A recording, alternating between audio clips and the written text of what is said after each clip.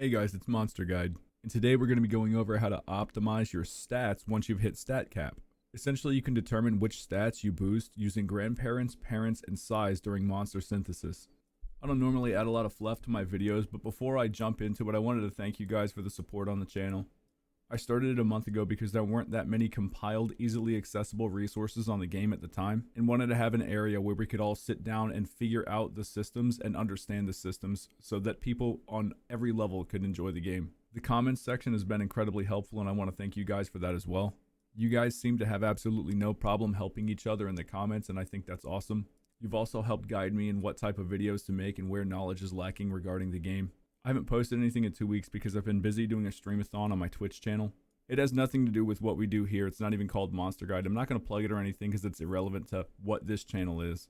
I'm kind of glad I didn't post this video 2 weeks ago because more resources have surfaced that help us understand how to manipulate specific stat caps. So with all that being said, let's dive into how to optimize specific stats using grandparents, parents, and monster size during synthesis. And don't worry, I made a chart. So let's start with grandparents. Each grandparent slot offers a 2% increase to 3 different stats based on the family of that monster. I made this color-coded chart for you guys to use that details which family gives bonuses to which stats. I'm going to leave this one up at the end of the video for 30 seconds so you can use it to calculate your stat bonuses. Another thing about grandparents is if you have 4 different families of grandparents, that adds 4% to all base stats. As in the offspring that you're creating, if it has 4 different grandparent families, every stat, not just the stats that the grandparents cover, is going to get a 4% bonus. Mathematically, that's the equivalent of having a third parent. Since your bonuses start with the grandparents, you could fine-tune a monster earlier if you have grandparents that are already at stat cap. That way you don't have to go through the grueling process of gathering an absolute boatload of seeds to get a monster to stat cap. Let's do a little math. If you use the 4 different grandparent method, you could take something like a gem slime and fine-tune it to have as much HP as it possibly could. You would need a slime, a dragon, an undead, and a boss in the grandparent slots in order to get the optimal amount of HP increase. Those 4 different grandparent families is going to give you an 8% increase to the base stat of your HP, and the fact that they are 4 different families add another 4%, so you get a 12% increase to your HP's base stat. And since Gem Slime has a base HP stat cap of 280, you essentially add 33.6 to its HP. That doesn't seem like a lot for Gem Slime, but its defenses and its immunities are so great that that little boost in HP makes it worthwhile. So picking a mix of 4 different grandparents that boost particular stats is imperative to fine-tuning competitive monsters. Let's move on to parent bonuses. Parents like grandparents add a bonus to their respective family stats. This one's a 4% bonus per parent, but it only applies if they're level 100, which means mathematically if you scale it down, each level adds 0.02% to the bonus.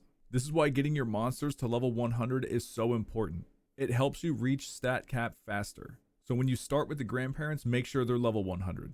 So that same gem slime we were working on earlier that we got to 313.6 HP because of the grandparent bonuses, would also see another 8% increase to its HP bonuses as long as the second parent that's not the gem slime is a dragon, undead, or boss family monster. Ultimately, it brings up the maximum HP stat for our gem slime to 336, and that is if that gem slime is a size 50 or lower monster, which brings us to the most annoying part of stat calculation. A monster's model size actually determines the overall agility and defense it has based on a scale of 1 to 100.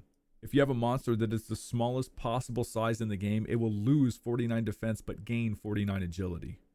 And if you have a monster that's the largest model size in the game, it's going to gain 50 defense and lose 50 agility. Those are the only 2 raw stats that are affected by the size of a model. This is particularly annoying because there's no system in the game that allows you to know your monster's actual model size. Like there's no NPC to talk to, there's no indicator in the monster info or anything like that. The only way to accurately gauge your monster model size is to mathematically understand your grandparent bonuses, your parent bonuses, and any trait or talent bonuses that you have on the monster, and then taking the defense and agility for any monster that you're trying to calculate the size for and subtracting its base defense and agility from its current defense and agility at level 100. And that is if those stats are optimally capped. It is almost criminal that monster size isn't just shown to you in your monster info because it is so imperative to competitive play. Both agility and defense are stats that cannot be forsaken when making a perfect competitive team. So now that we understand how defense and agility are affected by monster size, let's talk about what happens when you have a large monster and where that may be beneficial. Any model size that is 51 and up is considered large by the game standards. This grants the monster 50% bonus HP and MP and 10% bonus to attack, defense, agility, and wisdom. The downside is almost all large monsters have a tactical trait, and the tactical traits giving them multiple turns also lower their stats, the lowest starting at a 10% decrease. These traits essentially make most large monsters offensively weaker than their smaller counterparts. That's not to say that large monsters can't hit hard, or that large monsters don't have a place in competitive play. But mathematically speaking, if your large monster has tactical titan, it still loses 20% to all of its stats. That's the trade-off that you have for going multiple times in a turn. A good example of a monster that actually benefits from being large is Lionheart. Having that HP and MP boost give it an incredible advantage at the sacrifice of its other stats due to its traits that boost its healing. Getting 2 heals in one turn could completely restore your entire team in a competitive battle, or any battle for that matter. And the bonuses that large monsters see are applied to their base stats before any modifiers. Meaning that if you have HP booster 4, it's not going to boost the HP booster 4 an additional 50%. That's the same for any bonus when it comes to synthesizing monsters. Any talents added are added on top of the stat caps, and any accessories do the same thing.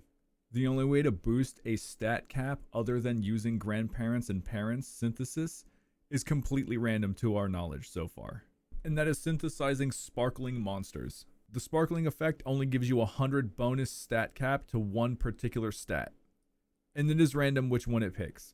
The only way really to calculate which stat it is to have the same monster that's not sparkling and level them up next to each other to the same level. Once you find the significantly higher stat, you'll know which one is the sparkling stat. And that's assuming you don't have any grandparent bonuses in effect. If you did, you'd have to calculate all of that too. I don't know if you can reload a save to get the desired stat that you want to sparkle. I haven't tried it myself, but I do know that if there is no way to influence which stat is sparkling, it's another competitive element that's locked behind chance, and nobody likes that. There are a couple resources out there that can help you calculate all the bonuses that you get from synthesizing monsters and their size. I'm going to leave a link to one I found below.